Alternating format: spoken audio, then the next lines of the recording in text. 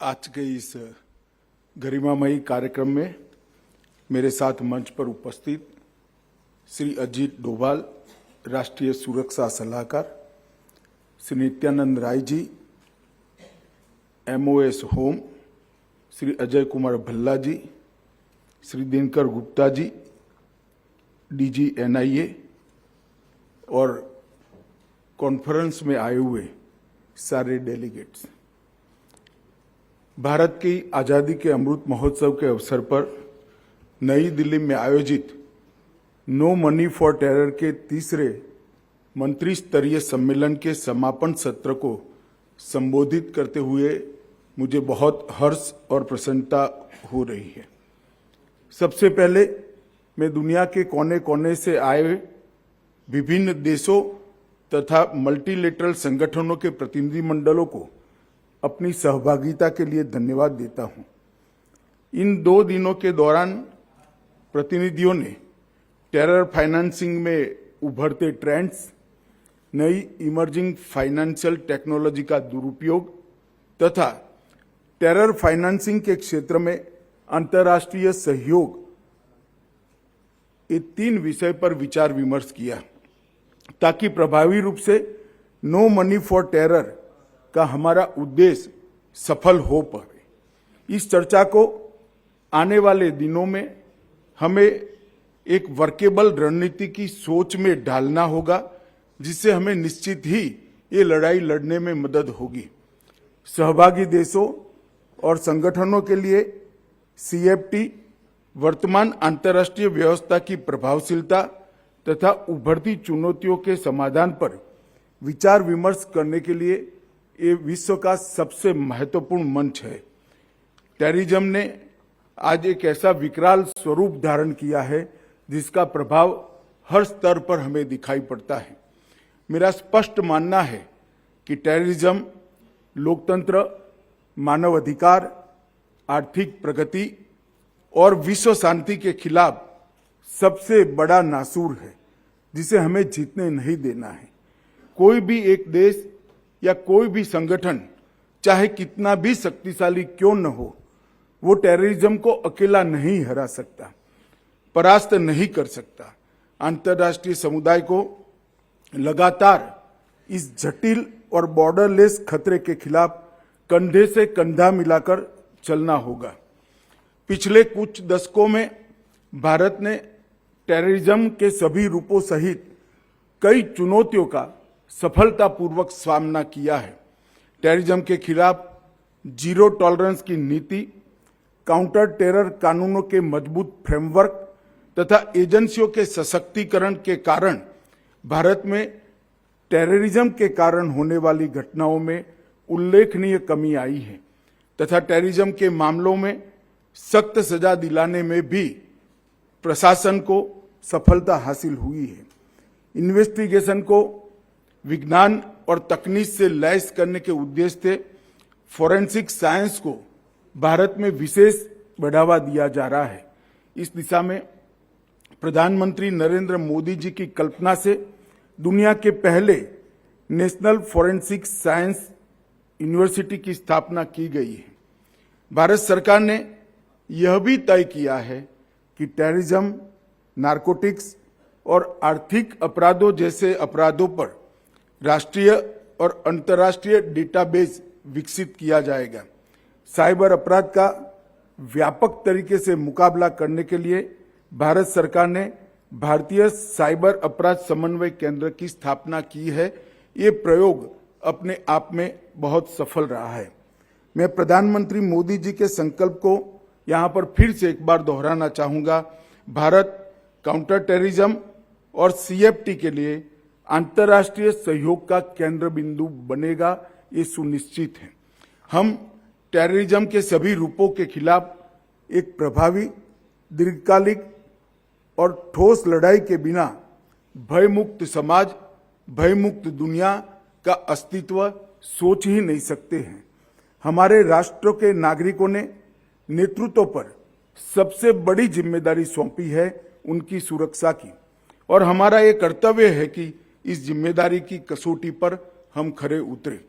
पिछले 2 दशक में संयुक्त राष्ट्र सुरक्षा परिषद ने इस खतरे से निपटने के लिए एक ढांचा विकसित किया है, जिसका मुख्य उद्देश्य काउंटर टेररिज्म सैंक्शन व्यवस्था खड़ी करना है। टेररिज्म को स्टेट फंडेड एंटरप्राइज बनाने वाले देशों की कार्यवाहियों पर कुछ हद तो इससे अंकुश लगाने का काम हुआ है, परंतु इसको और कठोर, पारदर्शी और सटीक बनाना बाकी है। हमारी सबसे पहली प्रतिबद्धता होनी चाहिए ट्रांसपेरेंसी के साथ कोऑपरेशन की। सभी देशों को, सभी संगठनों को बेहतर और प्रभावी तरीके से इंटेलिजेंस साझा करने में पूरी तरह से ट्रांसपेरेंसी का संकल्प लेना होगा। हमें टेररिज्म और टेररिस्ट गुटों के खिलाफ की इस लड़ाई को प्रत्येक भौगोलिक क्षेत्र में और प्रत्येक वर्चुअल में लड़ना होगा। ऐसे कई मामले सामने आए हैं जहां अन्य मकसदों की आड़ में कुछ संगठन राष्ट्रीय और अंतर्राष्ट्रीय स्तर पर आतंकवाद और रेडिकलाइजेशन को बढ़ावा दे रहे हैं। यह भी देखा गया है कि ये संगठन आतंकवाद को फाइनेंस करने की चैनल भी बनते जा रहे हैं। अभी हाल में ही भारत सरकार ने सामाजिक गतिविधियों की आड़ में युवाओं को रेडिकलाइज करके उन्हें आतंकी और धकेलने की साजिश करने वाली एक संस्था को बैन किया है। मेरा मानना है कि प्रत्येक देश को ऐसी संस्थाओं को चिन्हित करके उनके विरुद्ध कार्यवाही करनी चाहिए। कुछ देशों ने, देश की सरकारों ने और एजेंसियों ने टेररिज्म को स्टेट पॉलिसी बनाया है। ऐसे टेरर हेवन्स पर आर्थिक प्रतिबंध के साथ साथ सभी प्रकार की नकेल कसना निहायत आवश्यक है। इस पर दुनिया के सभी देशों ने अपने जियो पॉलिटिकल इंटरेस्ट से ऊपर उठकर एक मन बनाने की जरूरत है। हम देखते हैं कि कुछ देश राजनीति के लिए आतंकवादियों और आतंकवाद को पनाह देने वालों का बार बार समर्थन करते हैं। मेरा मानना है कि आतंकवाद की कोई सीमा नहीं होती, इसलिए सभी देशों को राजनीति भुलाकर एक दूसरे का सहयोग करना चाहिए। साथ ही सभी देशों को टेररिज्म और टेरर फाइनेंसिंग की व्याख्या पर भी आम सहमति बनानी होगी। यह हमारे नागरिकों की सुरक्षा तथा मानव अधिकार और लोकतांत्रिक अधिकारों की रक्षा का मुद्दा है, न कि एक राजनीतिक मुद्दा है। टेररिस्ट ग्रुप इंफॉर्मेशन टेक्नोलॉजी और साइबर स्पेस को अच्छी तरह से समझते हैं। जनता की संवेदनशीलता को भी अच्छी तरह से वो समझते हैं, इसलिए उसका उपयोग भी करते हैं।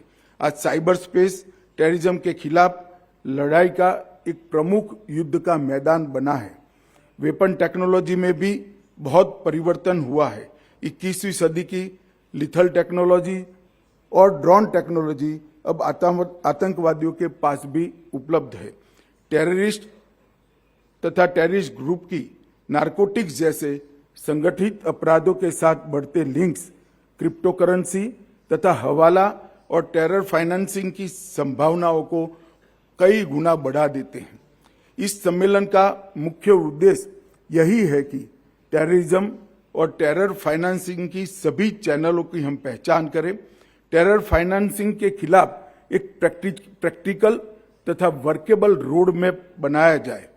IMF और वर्ल्ड बैंक के एक अनुमान के अनुसार दुनिया भर के क्रिमिनल हर वर्ष लगभग 2 से 4 ट्रिलियन डॉलर की लॉन्ड्रिंग करते हैं और इसमें बड़ा हिस्सा टेररिज्म को बढ़ावा देने के लिए इस्तेमाल किया जाता है। इस क्वांटम और चुनौती को देखते हुए सभी देशों के काउंटर टेरर और टेरर फाइनेंसिंग के क्षेत्रों में काम करने वाली एजेंसियां एवं अधिकारियों को एक दीर्घकालिक रणनीति अपनानी होगी। टेरर फाइनेंसिंग के संदर्भ में इस सभा का ध्यान मैं कुछ विषयों की ओर आकर्षित करना चाहता हूं, जो मेरी दृष्टि से हम सबकी प्रायोरिटी होनी चाहिए। एक, वित्तीय नेटवर्क में गुमनामी से लड़कर लीगल वित्तीय साधनों का डायवर्जन को रोकना पड़ेगा। 2, अन्य अपराधों द्वारा उत्पन्न मुनाफा टेररिस्ट गतिविधियों के लिए उपयोग में लाने से रोकना होगा। 3, नई फाइनेंशियल टेक्नोलॉजीज, वर्चुअल एसेट्स जैसे क्रिप्टो करेंसी, वॉलेट इत्यादि को टेरर एक्टिविटीज के लिए उपयोग करते हुए रोकने की तकनीक ढूंढनी होगी। लीगल चैनल्स, कैश कुरियर्स, हवाला का टेरर नेटवर्क द्वारा उपयोग पर एक साझा तंत्र हमें बनाना होगा। Non profit organisation, NPO sector का टेरर आइडियोलॉजी फैलाने में दुरुपयोग होता हुआ नजर में आता है, उसको भी हमें रोकना होगा। सभी देशों की काउंटर टेरर तथा फाइनेंशियल इंटेलिजेंस एजेंसियों का सतत कैपेसिटी बिल्डिंग भी हम सभी ने टेक्निक के एक्सचेंज के माध्यम से करना होगा।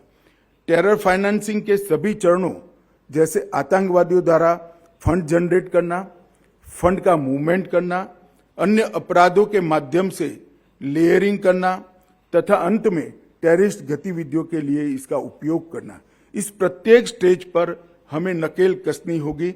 इसके लिए वैश्विक स्तर पर एक स्पेसिफिक लेकिन कलेक्टिव अप्रोच की आवश्यकता मैं देखता हूं।